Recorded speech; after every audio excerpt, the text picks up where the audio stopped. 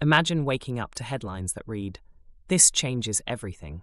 Now, consider that those words weren't just a clickbait tagline, but an understatement. The buzz began quietly, whispered across the scientific community, before erupting into one of the most shocking revelations in modern history.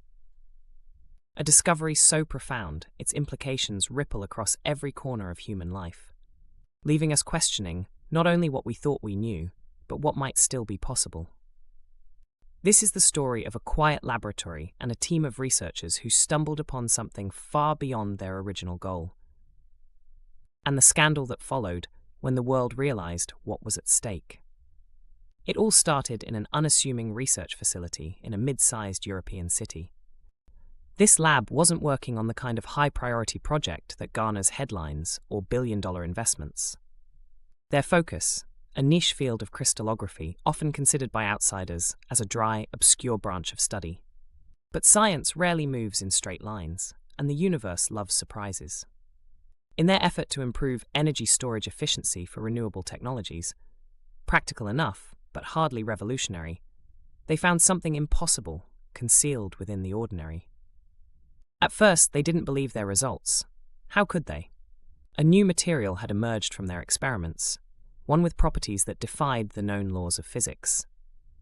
It wasn't just lightweight, durable, or remarkably efficient. It was all those things and much more. This substance was superconductive at room temperature, a phenomenon only theorized before and traditionally achieved only at extreme sub-zero conditions using rare and expensive elements. Room temperature superconductivity had been called the holy grail of material science for decades. In theory, it could transform how humanity generates, stores, and distributes energy. It could eliminate energy waste in electrical grids entirely, allow for faster, cheaper quantum computing, and even enable magnetic levitation technology, turning high-speed rail into a common global reality. Achieving room temperature superconductivity would effectively mean drastically reducing humanity's reliance on inefficient energy sources, ushering in a new era of sustainability. But here's where things get even stranger. Part of what made this material so unique was the simplicity of its structure. It wasn't derived from some moon dust or an insanely rare, expensive element, but was built on components that were scarily, shockingly abundant on Earth. The equation for energy accessibility changed overnight. The implications, staggering, audacious, for some liberating, for others threatening. As news of the discovery trickled beyond the closed-door meetings of researchers and university committees, larger entities took notice. Corporations, governments, tech billionaires with vested interests in controlling innovation. The kind of influence that calls into question whether something will ever reach the rest of us, ordinary people. Because whenever revolutions arrive, questions of power, control, and wealth inevitably follow. At first, the scientists believed their biggest obstacle would simply be proving that their results were replicable. Yet, behind the scenes, forces not used to losing their grip on the status quo were already working against them. Within weeks of the data publication, strange things began to happen. Lab funding that had seemed guaranteed suddenly disappeared. Leading members of the research team woke to visits, polite and unsettling, by private consultants claiming to represent anonymous parties. Even early collaborators from other universities began withdrawing their support, seemingly out of fear of some unknown retribution. And then, of course, came the legal threats.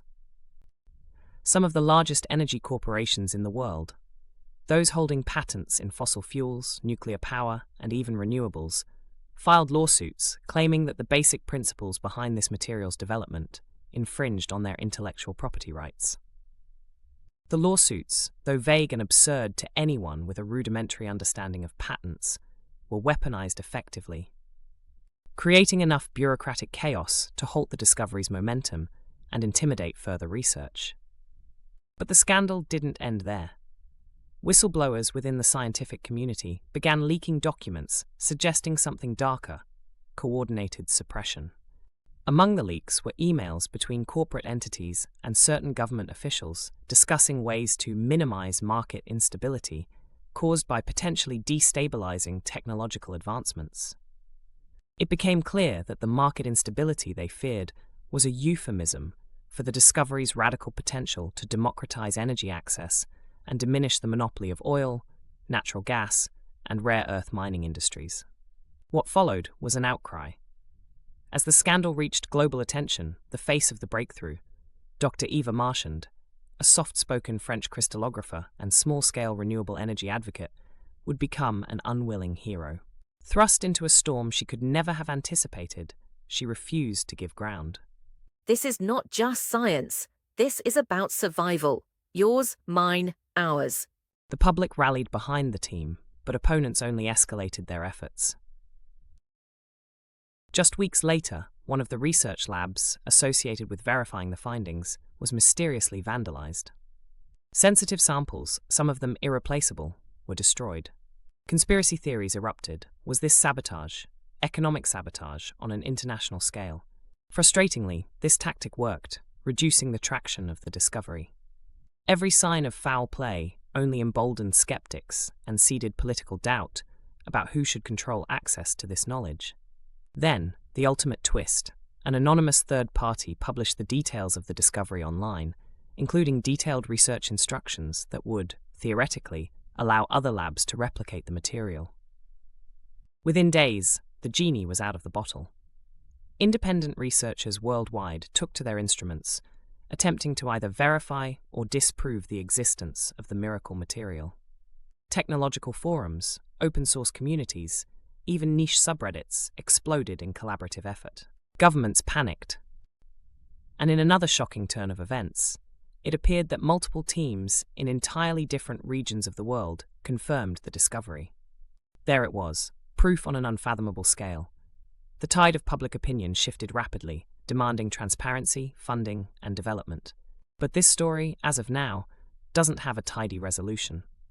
Even with the material's existence confirmed, the struggle remains over how to develop and distribute it fairly. Allegations continue to pile up. Stories of hushed-up lab accidents, researchers coerced into silence, and secret deals forged behind closed doors. At the same time, global startups and scrappy independent inventors race to capitalize, hoping to outpace the larger powers trying to control the technology. And where do we, the bystanders, fit into this upheaval? Will the potential of this extraordinary breakthrough, the ability to store energy without waste, to create machines, tools, and systems that elevate rather than exploit, reach all of humanity? The scandal, the discovery, and the aftermath leave one pressing question. What kind of future can we imagine and fight for when faced with a gift this extraordinary? Will this miraculous substance change the world? Or will humanity's oldest habits, greed, fear, and resistance to change, relegate it to the sidelines at a time when we most need it? The clock is ticking on what might be the most profound scientific revelation of our age. How the story ends is up to all of us.